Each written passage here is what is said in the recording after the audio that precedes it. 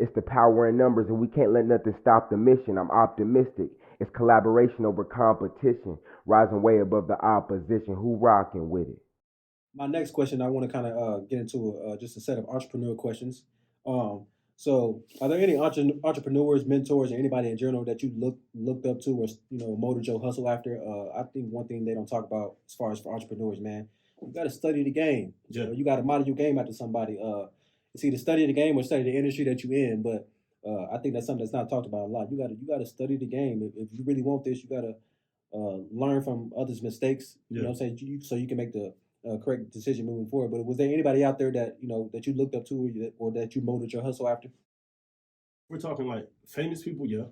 But if we're talking like Anybody. people in general, Yeah. yeah, there's really is my number one guy I probably look after is my guy Anthony Williams, based out of Kansas City. Okay. A very strong businessman. Okay. And it's funny because the day I met this man, this is when I worked for the sports agency based out of Houston, every level of success. Okay. We in a room just like this. Mm-hmm. I mean, there's millionaires. There's even one dude that's a billionaire in the room, literally. Yeah.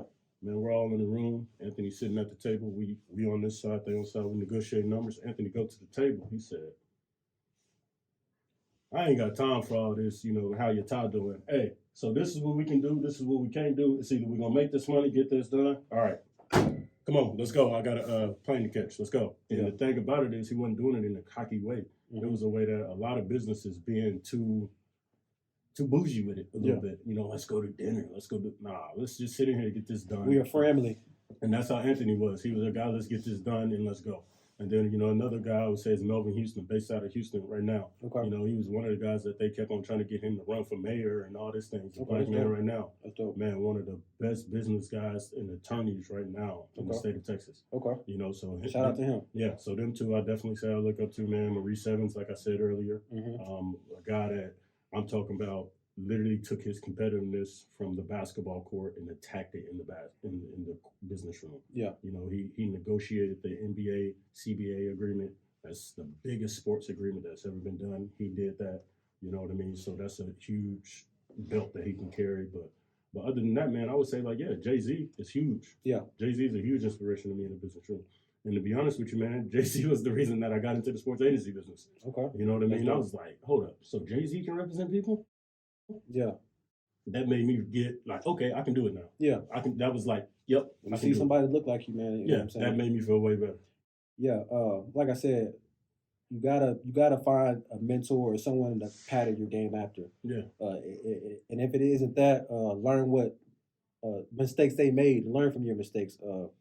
So for the young entrepreneurs out there, man, find somebody to to mold your hustle after. And man, for real, it ain't and add your own touch. Somebody with 100,000 followers, man. To be honest with you, most of the time it's somebody that's really doing it that ain't got time to post it all the time. Exactly. Like Maurice, he's not a social media guy. Yeah. But the thing, if you go down to Houston right now, I bet you he's probably on a call, on a Zoom call, or somewhere where he's getting some work done. So that was something that I always inspired about him, even if it was goddamn Christmas Eve. Hey, Marcus, we're gonna hit this off for about 2-3 hours. We're gonna get something done today. Yeah. Because Christmas ain't gonna take up 24 hours, Yeah. So that was something I definitely respected about him.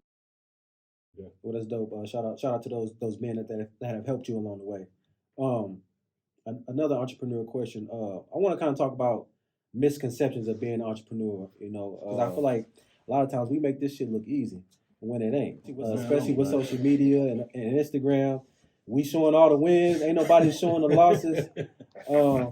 So, do you have any misconceptions out there that, people wouldn't think of that come along, with the game of being an entrepreneur?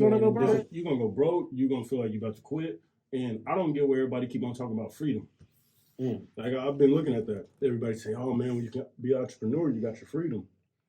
No, you don't. Have you seen that meme? It says, man, I quit my 9-to-5 job to become an entrepreneur, and now I'm working 24/7. Yeah. Bro, when I first jumped, and when I mean huge jump, I mean as in I'm not going to clock in for nobody else. Yeah. Bro, I was nervous. Facts. I was nervous as hell because number one, you got to think about this. Those bills that was coming in when you knew you had that check coming in was okay. You was okay to see them bills.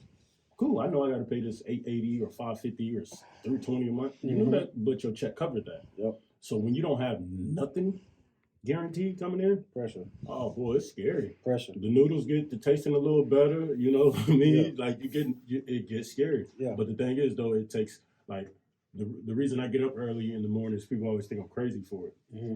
No, I ain't crazy for it. It's just because I need my day to be started already.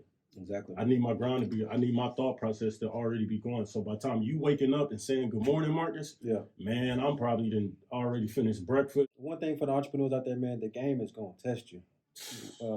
There ain't no life is gonna test you, so it ain't no way around it. You got to go through it. You're gonna experience every emotion on the spectrum. But see, hold up now. The entrepreneurship, it's gonna test you more because it has to do with so much of your life. If you don't get